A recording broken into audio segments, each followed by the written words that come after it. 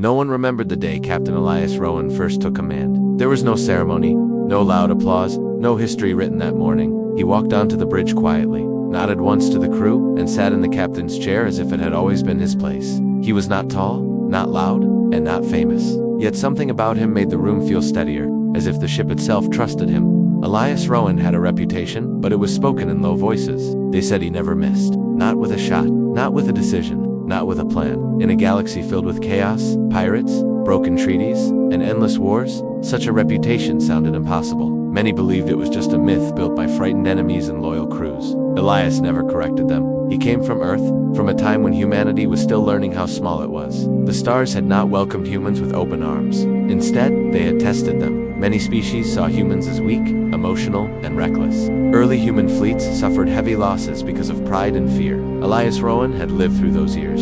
He had watched good captains fail because they rushed or hesitated at the wrong moment. As a young officer, Elias learned one lesson early. Battles were not won by speed or power alone. They were won by understanding. He listened more than he spoke. He watched patterns where others saw noise. When weapons officers fired wildly, Elias waited. When commanders shouted orders, Elias measured silence.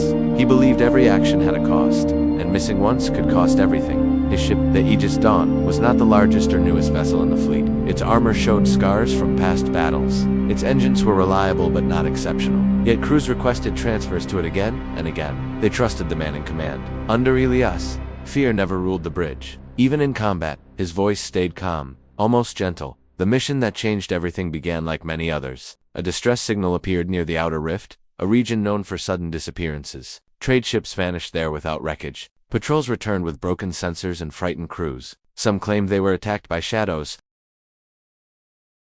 The council dismissed most reports as exaggerations. Elias did not. He studied the data for hours. The timing of the signals, the angles of approach, the gaps between disappearances. To others, it looked random. To him, it was deliberate. Someone was watching. Someone was testing reactions. He requested permission to investigate with a single ship, sending a small force into unknown.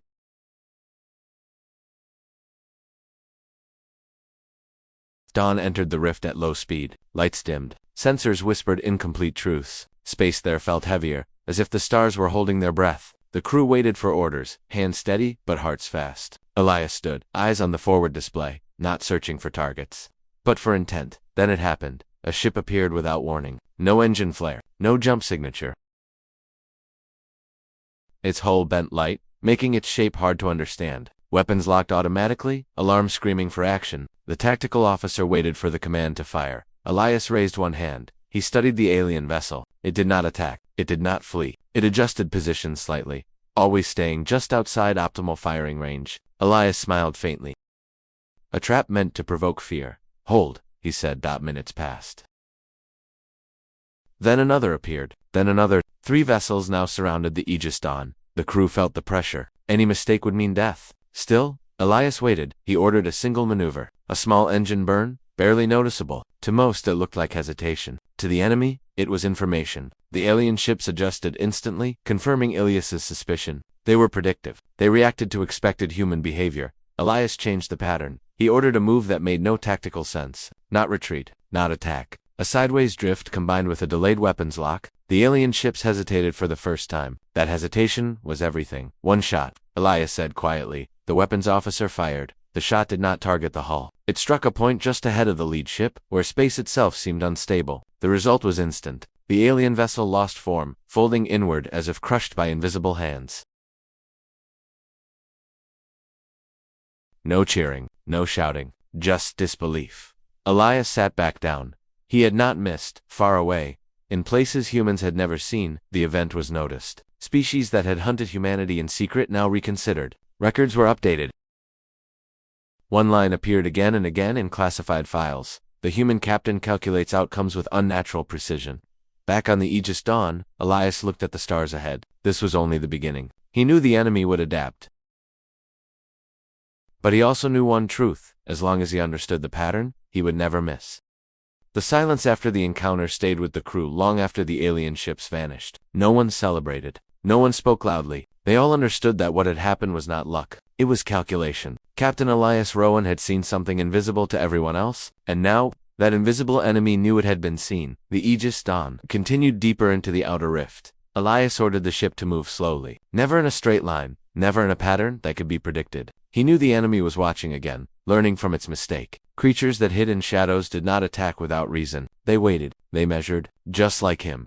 Crew members began to notice something strange. Systems that had failed in other ships worked normally here. Sensors flickered but never fully died. It was as if the ship itself was being allowed to survive. Elias understood the meaning. The enemy wanted him alive. It wanted to learn how he thought. That made him dangerous. Back on Earth, and in the Council worlds, the report caused confusion and fear. Analysts replayed the battle again and again. No one could fully explain how Elias had chosen the firing point. Some called it instinct, others called it coincidence. A few quietly used a forbidden word: genius. The Council requested Elias return immediately. They wanted answers. He refused. He sent a simple message. The threat was not gone. It was studying humanity. Leaving now would be a mistake. Reluctantly, the Council agreed to let him continue.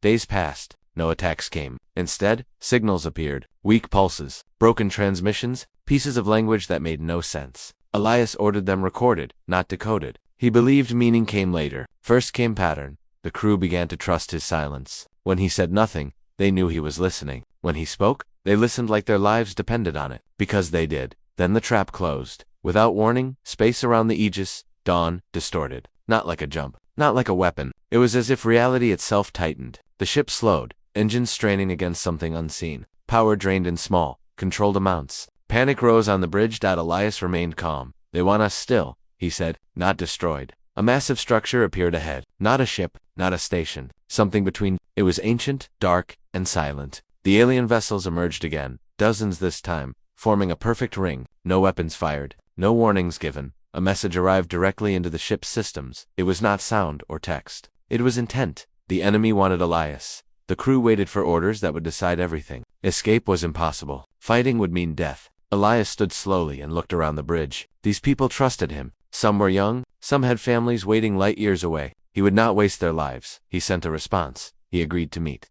Against all advice, Elias transferred alone. No weapons, no armor, only a small data device in his pocket. The alien structure pulled him inside without force. Gravity shifted gently, as if respecting him. He noted everything. The temperature, the timing, the way the walls reacted to his presence. Inside, the enemy revealed itself. They were not creatures of flesh in the way humans understood. They were forms of controlled energy, bound by technology older than human history. They had watched the galaxy rise and fall. They did not fear death. They feared unpredictability. Elias was unpredictable. They showed him memories. Human fleets destroyed. Treaties broken. They believed humanity would become like all others, aggressive, emotional, dangerous. Elias understood. They were not monsters. They were guardians of order, shaped by endless wars. You will miss. Their shared thought pressed into his mind. All beings do. Elias replied with truth, not pride. Yes, he thought back, but not today. They tested him. They simulated battles at impossible speed. Thousands of scenarios flashed through his mind. Most captains would break. Elias adapted. He did not try to win every fight. He chose the one move that mattered in each. Again and again, the simulations ended with the same result. He did not miss. The aliens were disturbed. Their systems were built on prediction. Elias did not think like a machine. He thought like a human who had accepted loss, fear, and limits. That acceptance made him precise. They offered him a choice. Leave the rift and warn humanity, or stay and help them understand how humans fought. In return, they would delay their judgment. Humanity would be watched, not destroyed. Elias chose a third option. He proposed cooperation. He would return. He would prepare humanity, not for war, but for awareness. In exchange, the aliens would stop testing human ships in secret. No more disappearances. No more shadows. Silence followed. Then agreement. Elias was returned to the Aegis Dawn. The pressure vanished. The alien ships withdrew. The rift grew quiet again, but not empty. Something had changed. When Elias reported to the council, reactions were mixed. Some called him reckless. Others called him humanity's shield. Secret files were opened. New doctrines written. Training changed. Captains were taught not just how to fight, but of restraint. Enemies began to hesitate when human ships arrived. They avoided direct conflict. One truth traveled faster than any fleet. There was a human captain who did not miss shots, did not miss signs, and did not miss meaning. And somewhere in the dark, forces far older than humanity began preparing for the day they would face him again.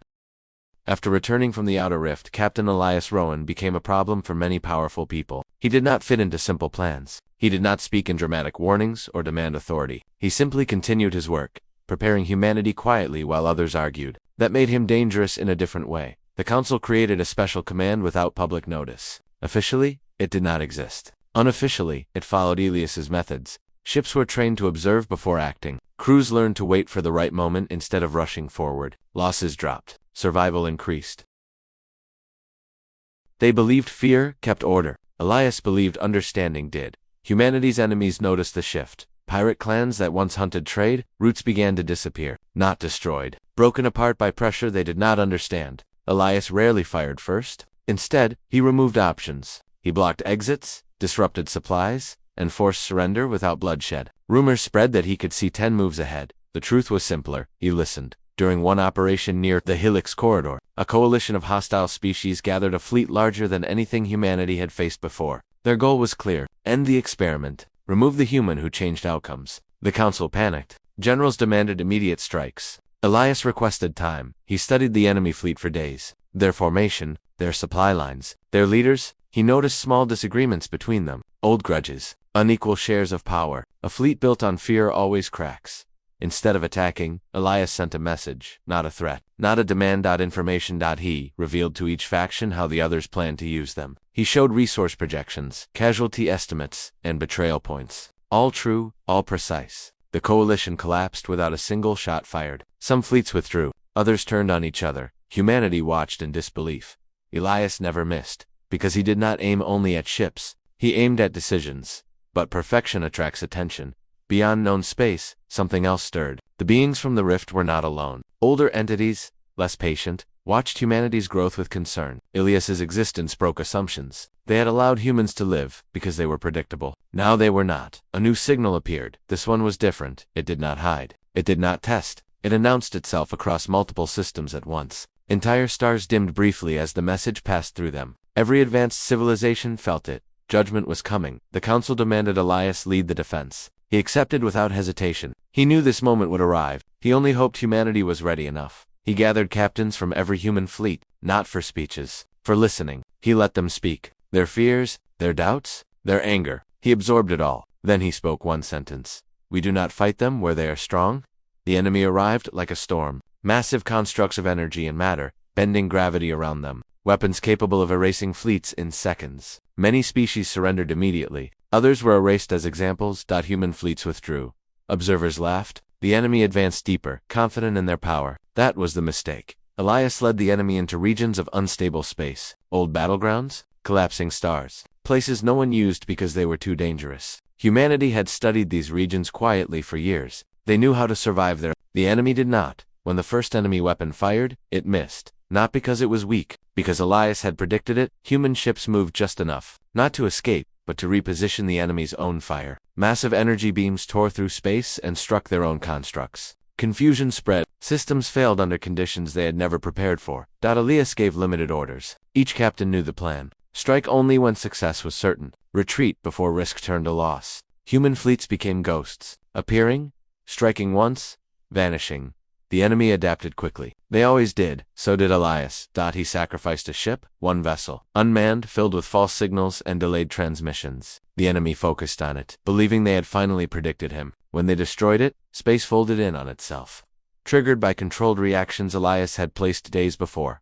The loss shook humanity, but it saved millions. The battle lasted hours, then days, then weeks. Slowly, the enemy realized something terrifying. They could not force a decisive battle. Elias never offered one. He denied them clean victories. He denied them control. He denied them certainty. Every time they thought they had learned him, he shifted. At last, the enemy sent a message, not of threat, of respect. They asked why he fought this way. Why not end it quickly, even at great cost?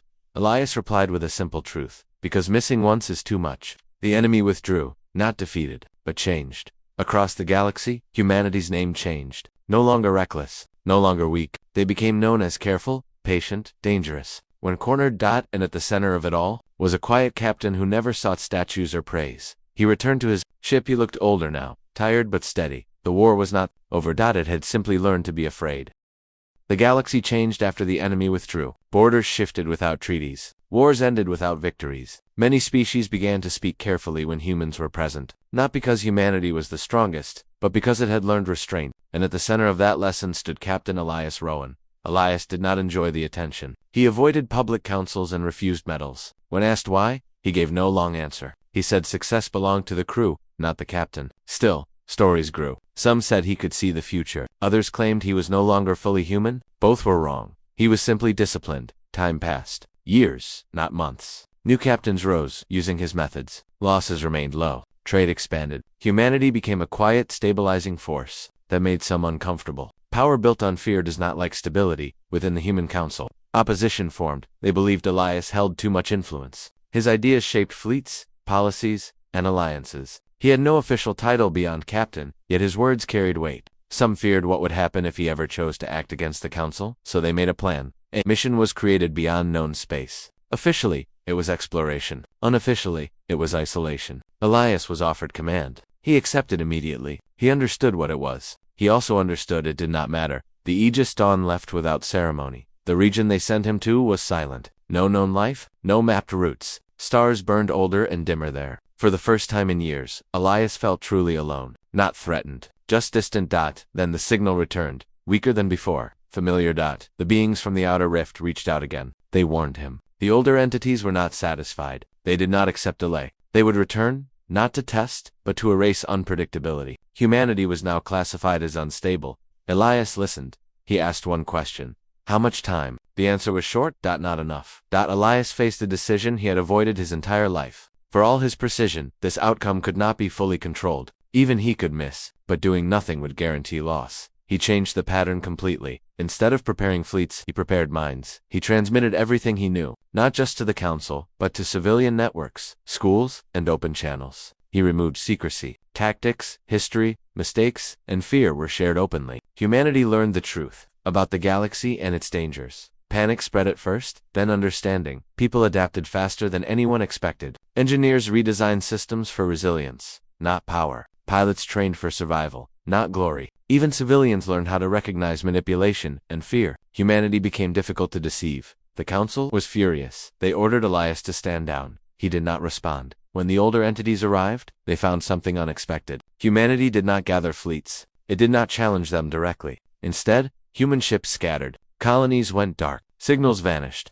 Trade routes dissolved. Humanity became quiet, not hiding. Waiting. The entities attempted to force engagement. They found nothing to strike. Every action they took revealed their intentions. Every move was observed. Humans did not respond emotionally. They responded deliberately. Elias watched from the edge of known space. He knew the entities would make one mistake. Beings that believed in control always did, and they did. They revealed their anchor, a central construct that allowed them to operate across vast distances. Protected, hidden, but necessary. Elias had suspected such a weakness for years. He had never been sure. Now he was. He did not attack it. He sent a message. He told them he knew. He explained. He did not threaten. He did not lie. He simply stated outcomes. If the anchor fell, their reach would collapse. If they withdrew, humanity would remain contained within its region. No expansion. The entities debated. Time passed. At last, they agreed. They would withdraw and seal the borders around human space. No interference. No observation. Free to rise or fall on its own. The galaxy watched in shock. A war had ended without a final battle.